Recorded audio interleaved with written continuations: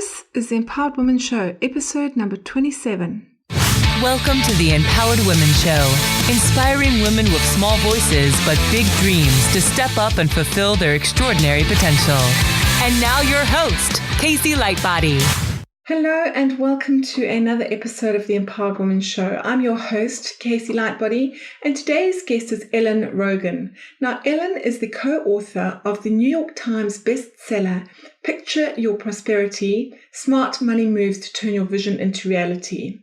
From a traditional background as a CPA and certified financial planner, she's the founder of a wealth management firm, but she combines her credentialed expertise with an inspired, conscious approach to money. I love that she calls herself an abundance activist. Love that term. And she is on a mission to help the world think and act more prosperously. We have a brilliant conversation today. Our values are so aligned in that women really can make a massive impact in the world. And I can't wait to dive into her story. Ellen, welcome to the show. I'm absolutely thrilled to have you here. Thank you so much for joining us. Oh, I'm so honored to be here. Thank you for inviting me.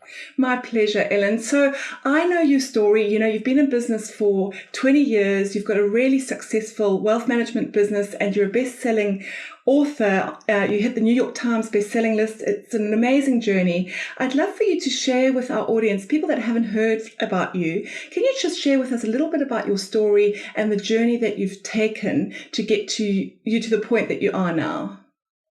Oh, sure. I'd love to. So, a lot of what I talk about in my book and when I speak and when I work directly with people is combining more of the right brain, creative side with the tactical left brain, things that you need to do when you're dealing with money.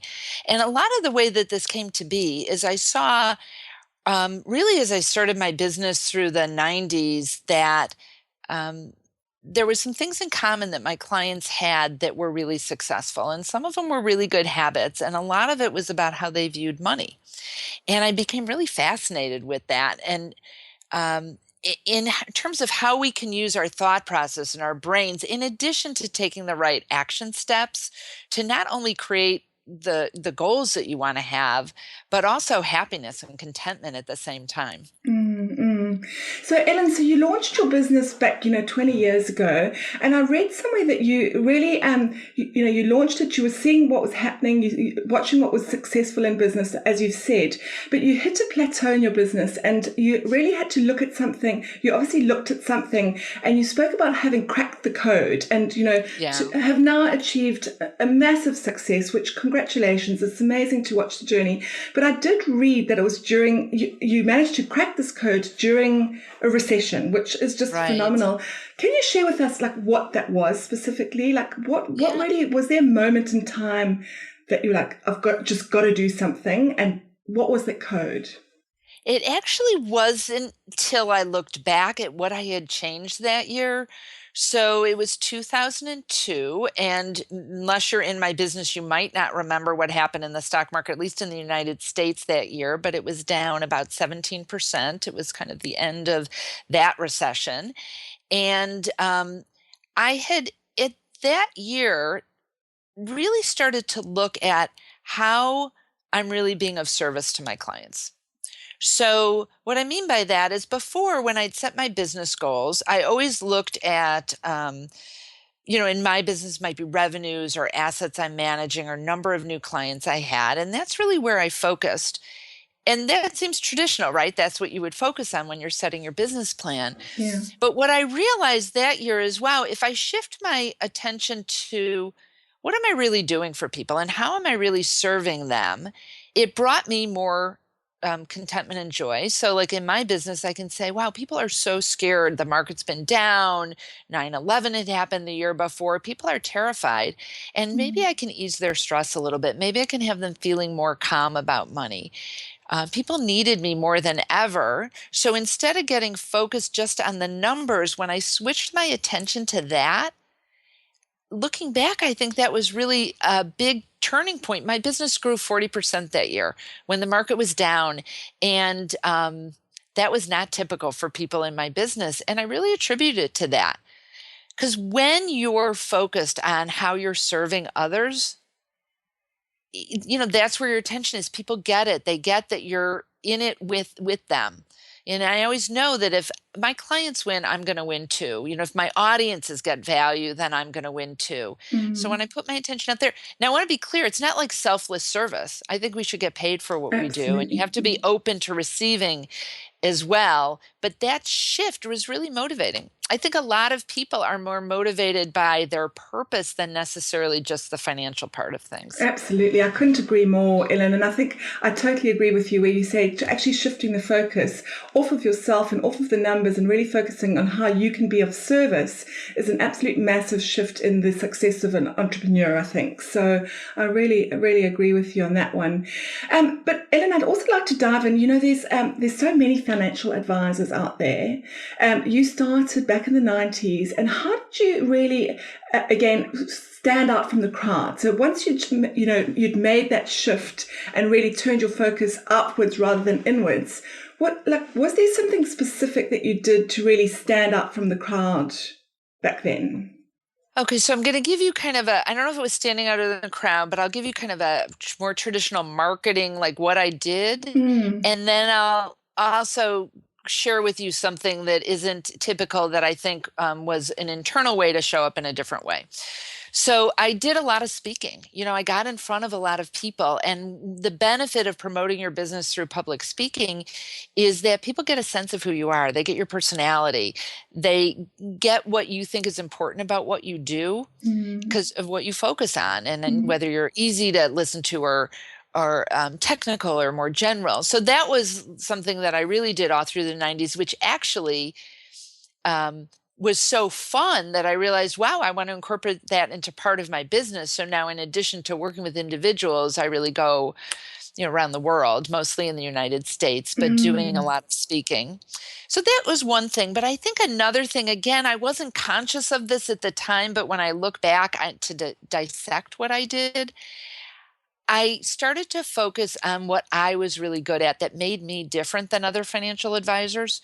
And so what I suggest to people is that you look at what your superpower is. Like, what do you do better than anybody in your industry? And typically, it's not something really technical. So I can't, it wouldn't be in my business your best asset allocator or the best budgeter for people. For me, what I realized is that I'm really good at making people feel calm about their money. They might walk into my office stressed out. I consistently hear over and over, oh, I feel so much better. Right? So if I can say to somebody, what makes me different? Well, I can have you feeling more calm about your money. And when people are less stressed, they make better decisions. There's less stress in their life. It can really change everything. Now, I've had other people tell me that they're great at explaining complicated concepts so people can understand, or they're an encourager.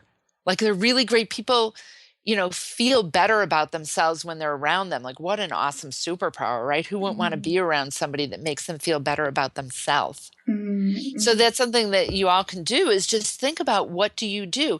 And if you're not sure, then ask people. Ask the people that you work with, ask your clients or your family members, what do they see that's really kind of unique about you?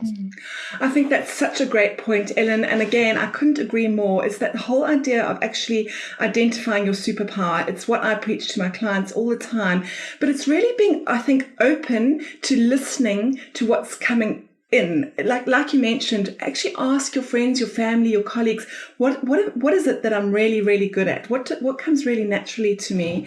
And incorporating that, because as as we all know, being in business nowadays, it's a really noisy world, especially online. So you've got to actually find that little unique thing that's going to really get you to stand out from the crowd. And I asked you that because I've got so many clients in my marketing businesses that they're service providers, and they're like, oh, but there's so many lawyers out there, and there's so many accountants out there, and there's so many financial advisors out there.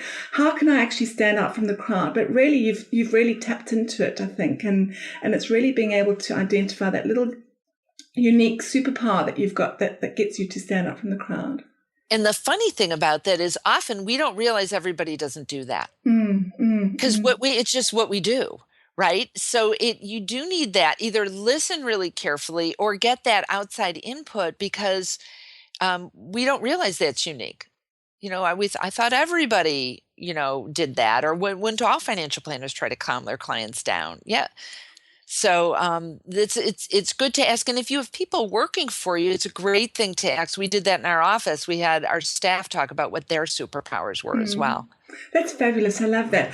And then the other thing that I wanted to point out is that you really found a platform that you were comfortable with the idea of speaking. You said that you've actually incorporated that into your business and you go around the world actually speaking now. And I think that's a really important point to make, is actually and specifically with my audience who are quite introverted women, it's actually finding that platform that you feel really comfortable with, that you can actually then speak from or share your message from. And I think that's a really important point for anyone starting out on business or struggling to actually get their voice heard. I think, Ellen, is actually finding that platform, whatever it might be, to actually be able to share your message. Yeah, and a platform that you enjoy. Now, I wouldn't have known when I started my business that I would have liked speaking. I wouldn't have thought that at all. It would have felt scary for me. I ended up was a Dale Carnegie public speaking class a long time ago, and I just started doing it. And I think one of the things that's helped me, and I see this with a friend of mine who's kind of later in life starting her own business, and she's pretty quiet. She's not the most outgoing person, and this marketing thing is a bit uncomfortable. But this goes back to that service thing. She has such an important message for people. It's like, how can she not get it out? How can you not do what you're meant to do in the world? And who is not being served by you being afraid? By you being afraid to step up big, but in that way, like if speaking's not for you, then don't do it. Maybe it's networking, or maybe it's taking people out to lunch, or writing, or whatever it is. And I think we have to push ourselves a little bit, because you might be better at something than you realize just because you've never tried it before. Oh, those are great points. I could talk on those so much too. I'm a big advocate of not actually taking a huge leap out of your comfort zone, but actually expanding your comfort zone. And I think that's again a really great point that you raise, Ellen, is actually being comfortable just taking that next step, because you may never know what you really love. I mean, I'm a perfect example is that I would never, a few years ago said that I would love podcasting and actually being in front of the camera. But I feel honestly like I've come home with this. And it was just a step that I had to take out of my comfort zone to actually be able to try it out. So I think that's a really great point that you raise, Ellen. Now, I want to focus on you and your niche now. And you've got such an interesting take on money and prosperity for someone who has got such a traditional background and credentials. So will you share with us really the importance of this whole idea of combining your intuitive, creative part of money with the kind of very practical, analytical side? Right. Sure. Okay, so we live in a material world. We just do. And typically when people talk about money, they think of all the left brain things. So the running the numbers, the analytics, the budgeting, the ticking and tying. And that is important.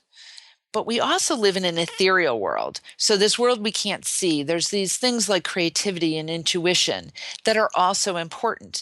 So, for example, if you had somebody who was great at the numbers, really great, maybe accumulated a lot of money, but there was no purpose, there was no dream, there was no goal attached to it, there was no heart or soul attached to it, they might not be so happy. So that's not so great.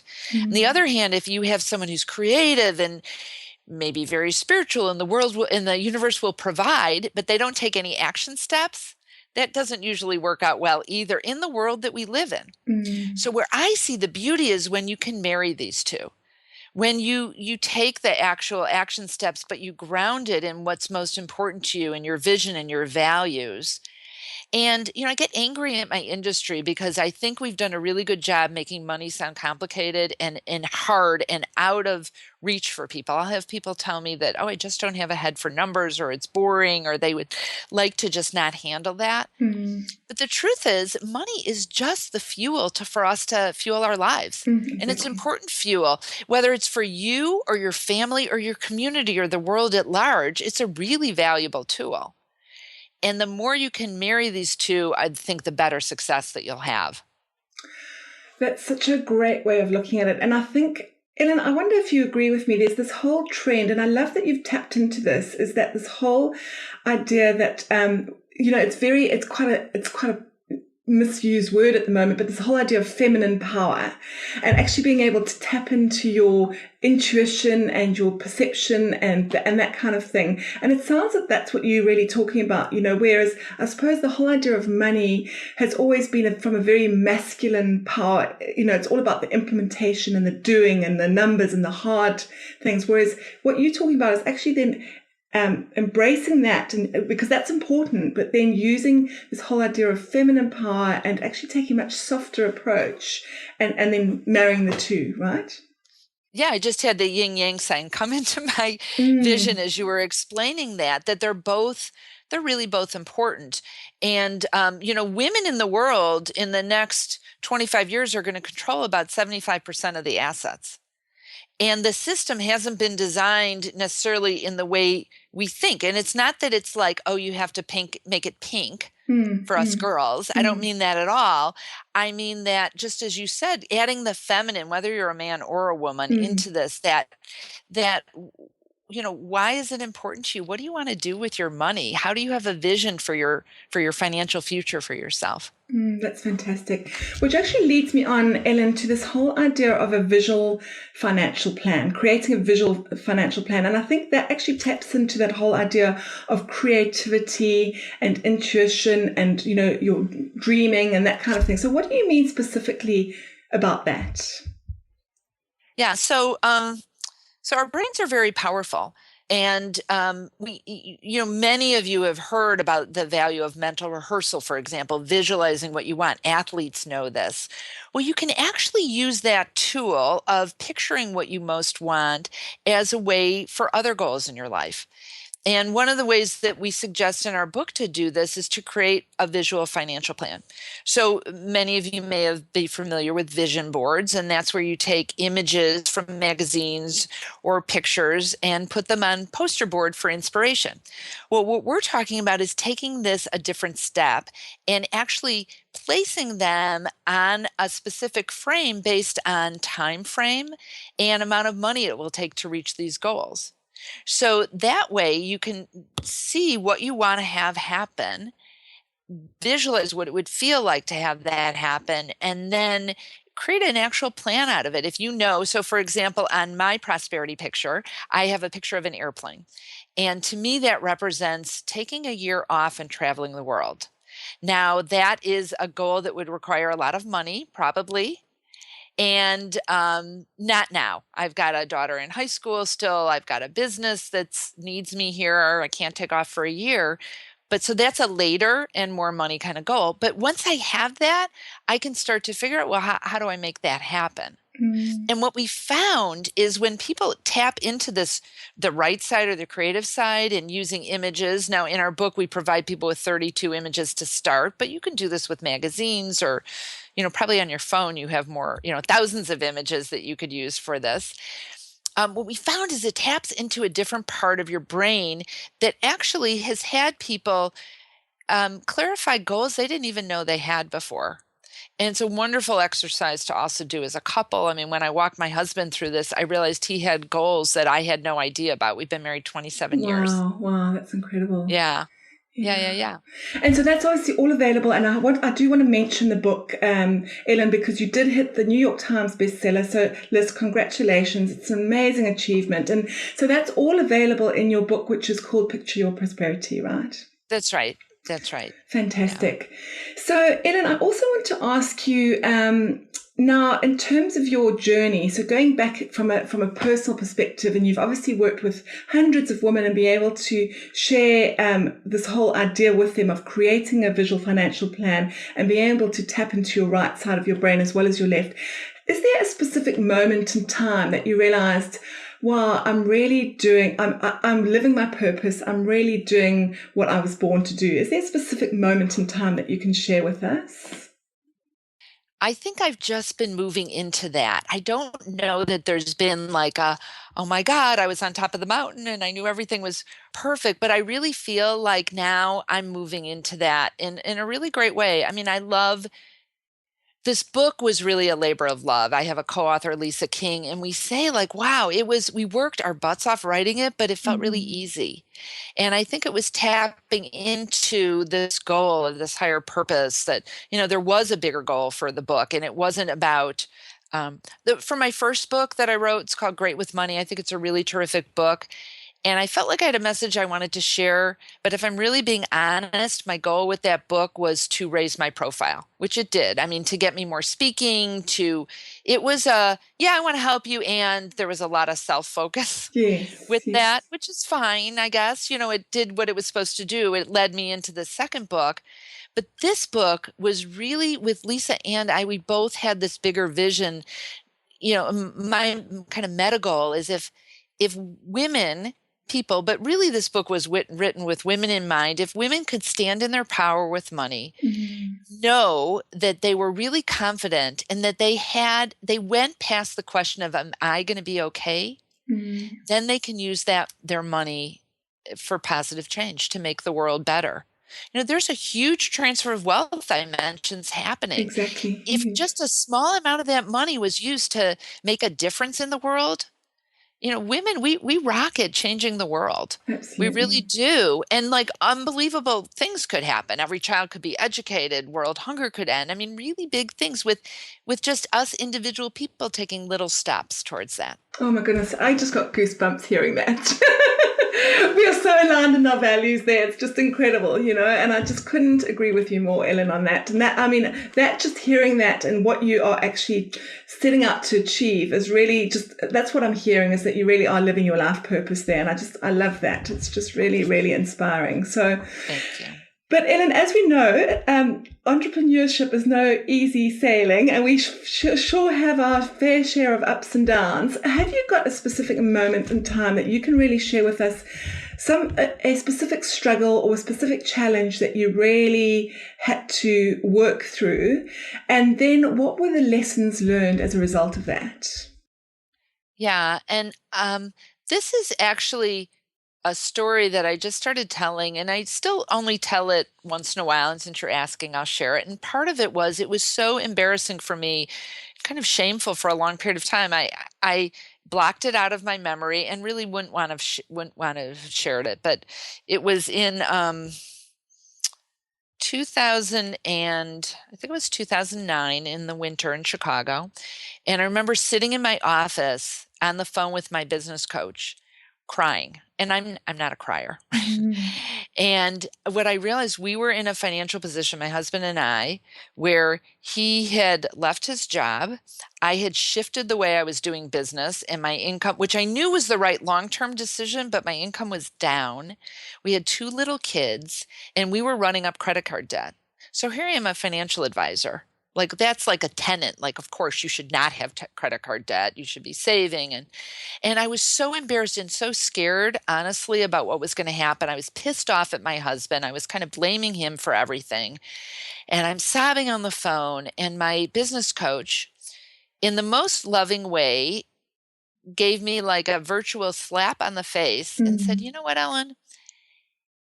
I hear what you're saying. And I know that you usually talk about scarcity and abundance and how you think about money and what a big impact it has. And I really hear that you're coming from a scarcity perspective with this. Oh, you're right. I stopped crying. I'm like, you're right. I'm focusing on what isn't working, how scared I am, how my husband, it's all his fault, right? And how I'm like doing all this stuff. I was being really martyry. And from that moment on, I'm like, you're right. I'm going to shift this. I know we'll be okay. And I shifted to being willing to do whatever it took to make it different. Not like something illegal, of course, but really like instead of saying, I'm not going to work nights, I'm not going to do this, I have little kids, blah, blah, blah. I said, look, I'm willing to do whatever it takes. Now, I never did any of those things I really didn't want to do. I didn't work more nights, I didn't work more hours, but I was willing if that's what it took to do it. By the end of the year, my income was back up a little bit higher than the prior year. Within, a short time after that, we got rid of all the credit card debt. And that was another thing that kind of led up to that process of really exponential growth in my company. Oh, that's brilliant. I love that story, Ellen. I'd love to dive in a little bit more about that whole idea of that whole idea of shifting your mindset from scarcity to abundance, because I think it's a very easy trap to get into, especially if you're struggling in business or, you're starting out and you've taken that leap of faith and you've left a job that was probably really safe and secure. And now being in business, it's very, you can have very up and down months in terms of income, and it's not a stable environment. So how would you advise our listeners to really adopt an abundant mindset on an ongoing basis? And it sounds that's how you've lived your life from then on, that lesson that you've learned. Yeah. Is there anything specific you can share? Yeah, I think there's a couple things leading up to that. First of all, to be aware that fear about money, actually, there was a book called Scarcity where these guys did research of people that were in very, very dire straits all over the world. And they found that when people are really freaked out and panicked about money, like seriously, their IQ actually drops. You can't make good decisions.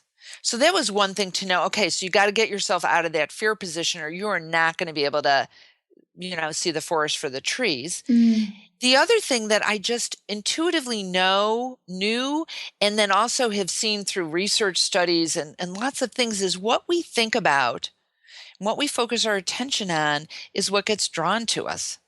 And yes, there's like the, law of attraction kind of thing, but actually, that's really how our brains are wired, that we can start to program to see opportunities.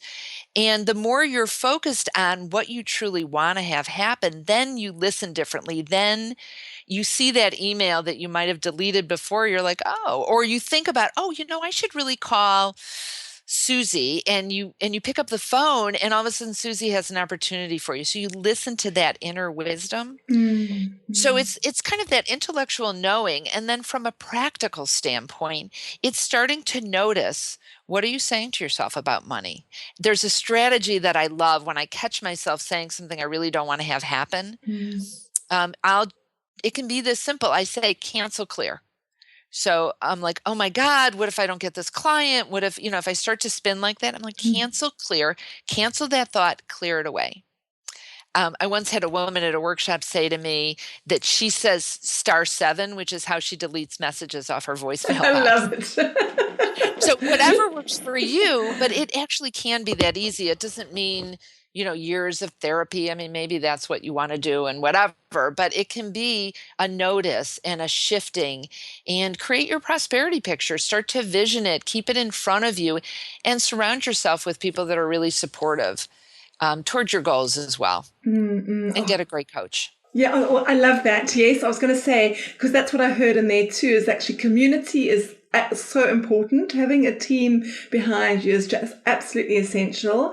And actually having someone that you can turn to, like a coach, for example, that can really reframe for you or put a different perspective on, or, really just be your cheerleader if you need it to be that way or something like that. So I think that's a really good point, Ellen.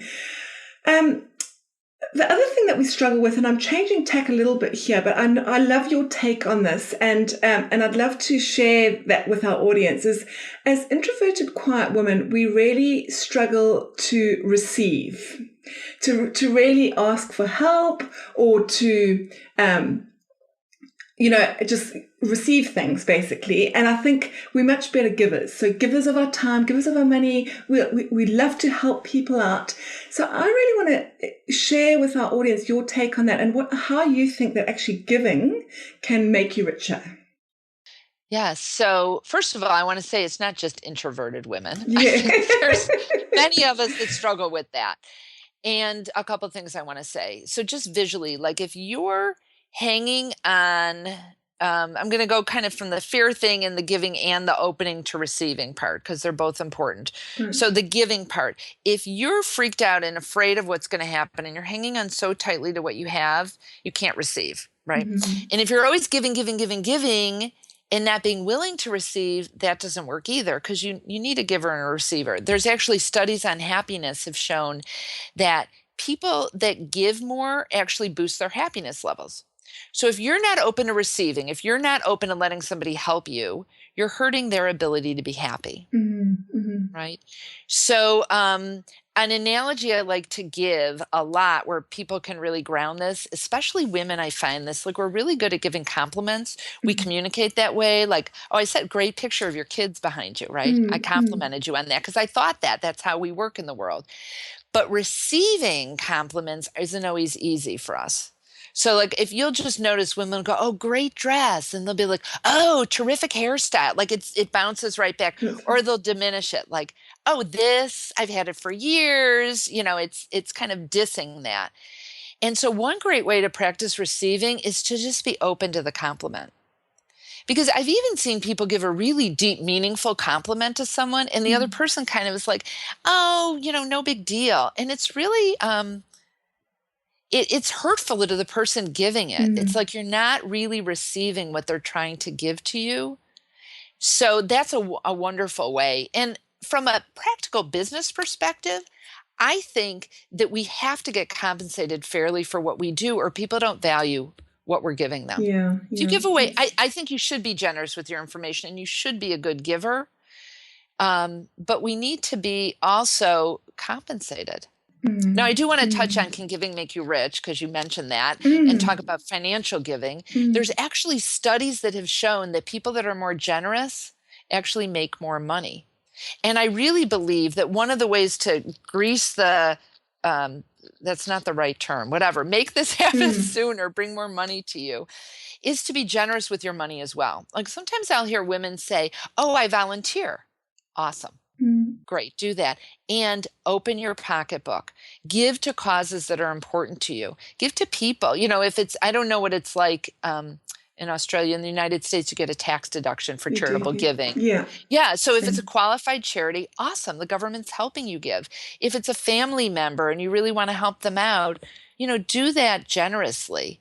And since I started this process, that also happened in 2002. I started giving 10% of my income away to causes that are important to us. My business kept increasing. And even in 2008, when my income dropped 30%, like in a week, Mm, practically, I'm like, should I still do that? And I did. And by the end of the year, my income was back up a little bit higher than the prior year. So I'm such a strong believer in this. And this is how we'll change the world is when we loosen our grip a little bit on that money. And story after story, will tell you that somehow it flows back. Some business will flow to you weren't even expecting, but it's when you're giving without an expectation of something in return. oh, I love that, Ellen. I've just recently held an online summit in which for specifically quiet women, and part of that was I'm originally from Zimbabwe in Africa, and I've got a charity that's very close to my heart, One Girl, which actually educates girls in Africa, and so part of the proceeds from that summit went to that, and we managed to educate 10 girls for a year in Africa, and that was just just amazing that I can actually give back. But as a result, the knock-on effect on my business, as you say, has just been incredible too. So that's a really great point that you raised there, and I just love that whole perspective that you shared. So thank you for that. Ellen, to wrap up, I wanted to dive into our lightning round. So I've got a couple of questions there, and one of them is: do you have a business or life quote that you live by? Well, I have to say the one that first came to my mind. There's Yeah. probably multiple ones, but it's be the change you want to see in the world. I used to say this to my kids when they were little, and I didn't tell them it was Gandhi's quote. And I envisioned them like, growing up and saying, "Oh, my mom said the same thing," when they saw it like on a magnet or something quoting Gandhi. I love that. That's so true. And as you shared with us with your book and what you're doing, I think that's so relevant. So I love that. The second one is: do you have a woman that you really look up to? One woman in particular that you're really inspired by? And I know, as we've shared, there are so many women out there doing amazing things, and the power of women, getting behind each other is just the impact that we can all make together is just so huge. But is there someone that really stands out in your mind that you can share with us? Yeah, so there are many, many women, but the one that's coming to mind right now, and it made me think of it when you were talking about your One Girl project, is a woman named Kathleen Ishmael who started a scholarship fund in Ghana.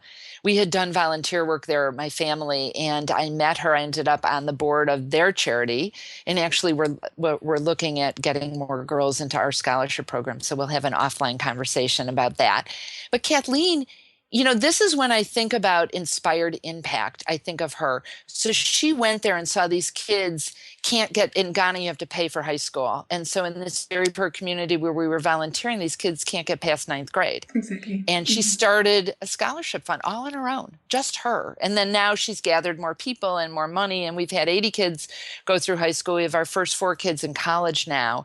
But I use Kathleen not just because she's making a difference in Africa, but I use it as like, wow, what can my inspired impact be here today with my clients, with my family? And so I'm very inspired by the work that she does and how she was called to do it.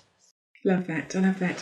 So, Ellen, to wrap up then, have you got one piece of advice that you can really share with our listeners today to take away that's really going to inspire them to take that next step and really step off the sidelines, and really be able to create the impact that they really want to make in the world? Well, I'm going to give you an answer that has to do with their financial impact and in their business. And I really believe that if you take money and save it automatically for your future, and you take money and give it automatically, so every month or quarter you have money going into a special account to give to others, and you spend less than you earn, you will be set financially.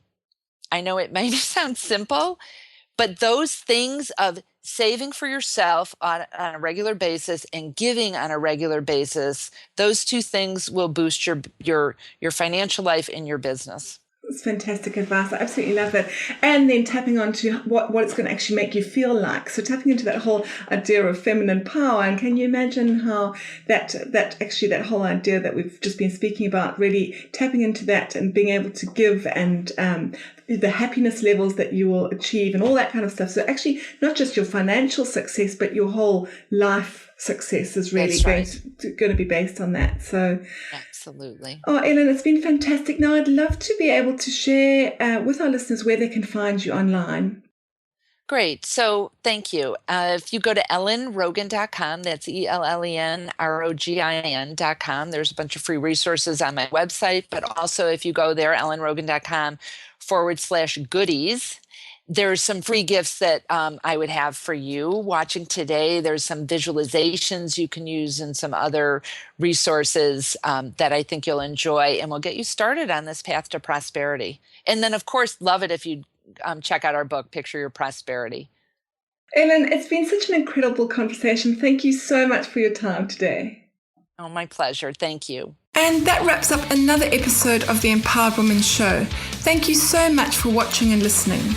And if you have a chance and you enjoyed this episode, it would really mean the world to me if you would head on over to iTunes and leave me an honest rating and review of the show. That way you'll help boost rankings and really shine the spotlight on these amazing women guests. You'll find the link in the show notes over at www.empoweredwomenrevolution.com. Thank you so much and see you next time.